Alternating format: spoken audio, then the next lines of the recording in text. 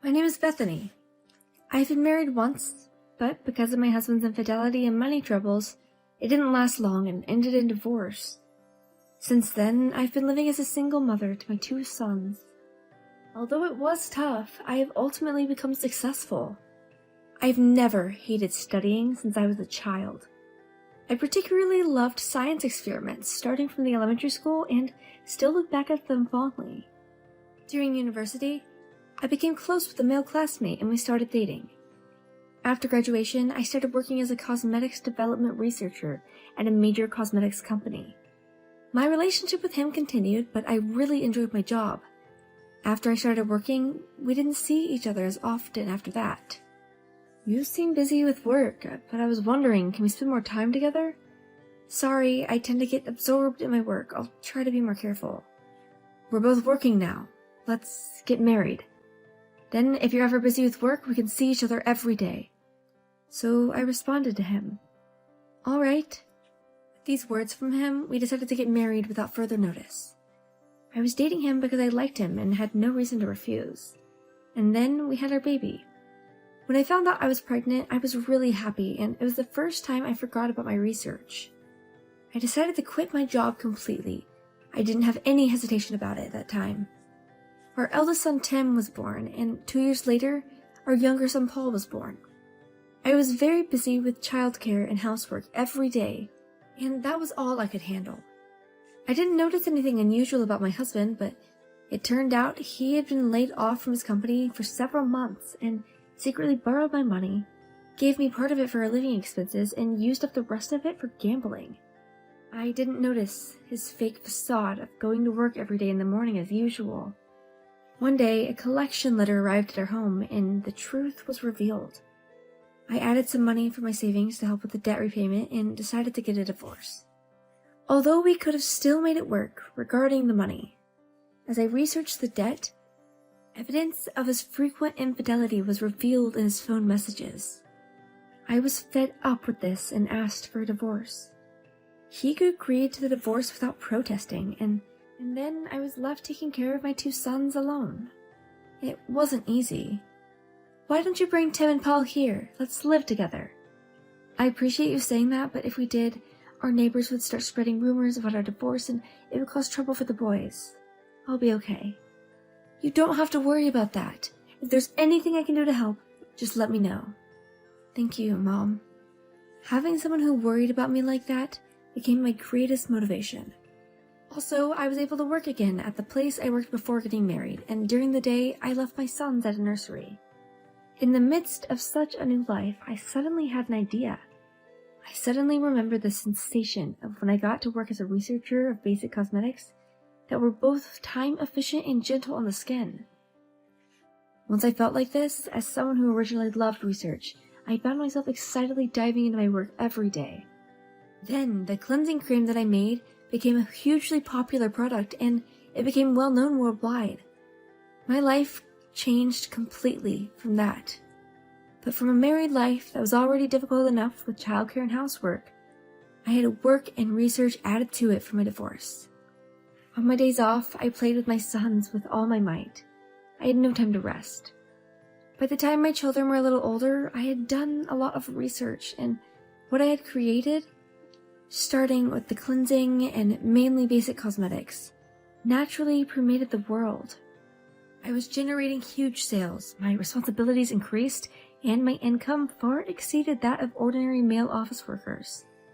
Thanks to that, I was able to send my kids to university without inconveniencing them or borrowing anyone's help. My eldest son, Tim, supported my work, and I believe that he will surely inherit my passion for work in the future. Paul, on the other hand, rebelled against his obedient older brother and me. When he was a little boy, he always followed his brother and was often taken care of by Tim, but before long, that stopped happening, and on the contrary, Paul seems to be walking away on the same path as his older brother, Tim. Starting with club activities and lessons, fashion and car preferences, the two of them started to choose opposite paths. After graduating from university, Paul took a leave of absence from work in a completely unrelated field. Just give me the capital, and I'll definitely make it a success. You're being too naive. Running a company isn't that easy. If you want me to invest, bring a convincing business plan. All right, I'll bring it right away.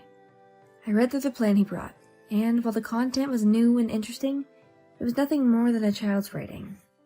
Even so, as a mother, I had the desire to support him, so I'd had him make revisions to the business plan, and I approved the investment.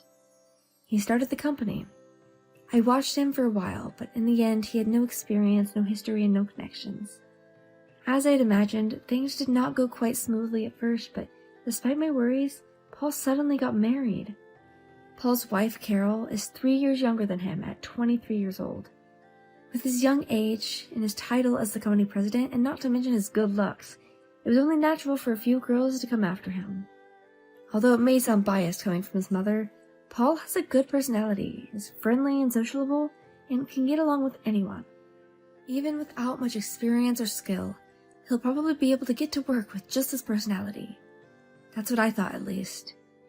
As the young couple started their married life, I was worried, so I would secretly give Paul some money when we met, or invite the two of them to dinner and do what I could to help. They were initially living in an apartment, but one day Paul came to see me with a request. I want to buy a house, but the business isn't that great right now and I can't get a decent loan from a bank.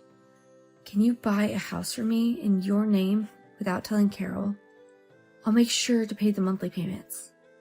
Even now, I think I'm contributing enough to both of your household and business. I know, the business will definitely pick up from here on, but I don't want to bring up that with Carol. Please, Mom. Unable to resist his persuasion, I bought a new house for the two of them to live in. Carol is a housewife and basically spends her days at home. Whenever I passed by, I would stop by and give her gifts or cakes or fruits. Thank you for always bringing us things, Bethany. I'll have them when Paul comes home. Whenever I went unannounced, I would always see her in her pajamas with no makeup on, and I couldn't help but feel unpleasant. If she was just being lazy, she could get a part-time job or something. Since they didn't have any children yet, she could easily work. That's what I thought to myself. When I think back on the hardships I faced, I can't help but feel the way when I see a woman like her, and yet I know I'll still come back to their house despite feeling this way.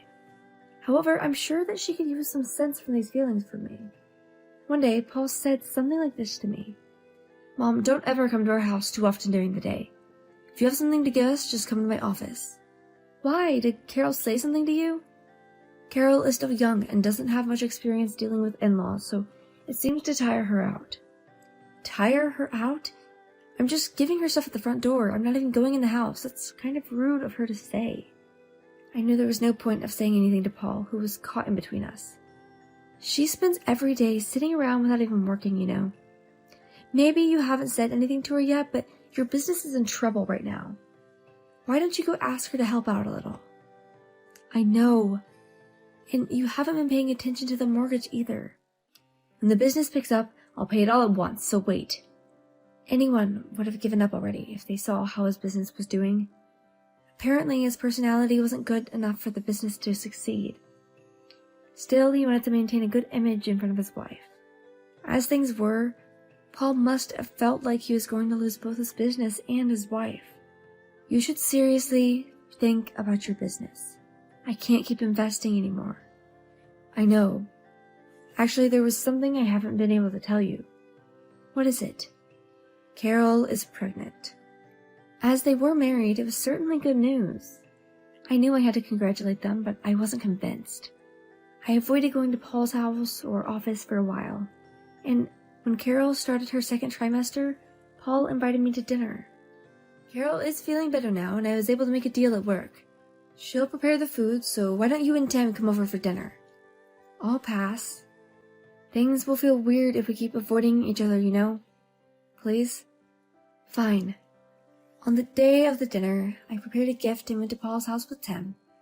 To be honest, I wasn't in the mood at all, but I tried to switch my feelings and motivate myself.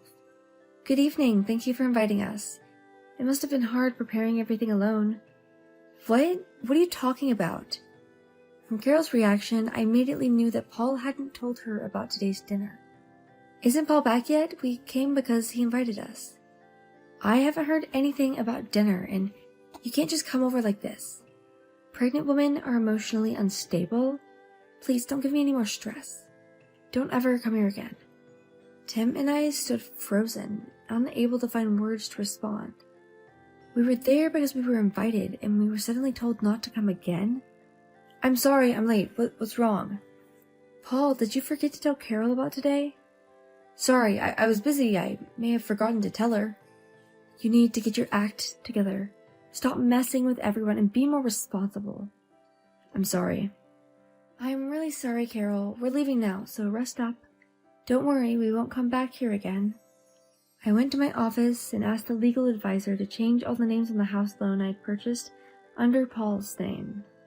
I thought to myself that things couldn't go on like this and I need to make things right. A few days later, Paul rushed over to my place with Carol. "Mom, why is the house loan addressed to me?" "It's for your house, isn't it? So of course it's addressed to you." "You can't just do that. That's not fair. You know about my business, right?" "Don't rely on your mother forever. You have a wife and a child too. I'll be there to support you, but you two have to work hard together. If you keep doing things like this secretly, of course Carol is going to feel bad. If you have any requests in the future, please come to my office and make them formally." "Bethany, I'm really sorry about the other day. Paul never tells me anything. On the night when I said such terrible things to you, I questioned him about it and learned a lot. I was spoiling him because he's my son. I'm sorry about that. When Paul bought their house, he saw his mother secretly, and he never brought Carol along for any of the procedures. He also never told her anything about the company's financial situation and let her manage the household finances. She didn't understand what was really going on. She wasn't a bad person. She just felt like she was being left out. Now that she knows the truth, she apologized for her terrible comments and said that she would cooperate with him from now on. Paul, couples should share their hardships during difficult times, just like Carol said. Okay? I had a similar experience when I divorced your father, so I don't want you two to end up like that. Work together and help each other out." Before coming here, Paul and Carol had discussed things as she had explained in detail to me. From now on, Carol will manage the household finances and will be responsible for the company's accounting until the baby is born. As it turned out, she had studied business administration at university and was capable of doing the accounting work with ease. I felt embarrassed for judging her as young and irresponsible just based on appearance.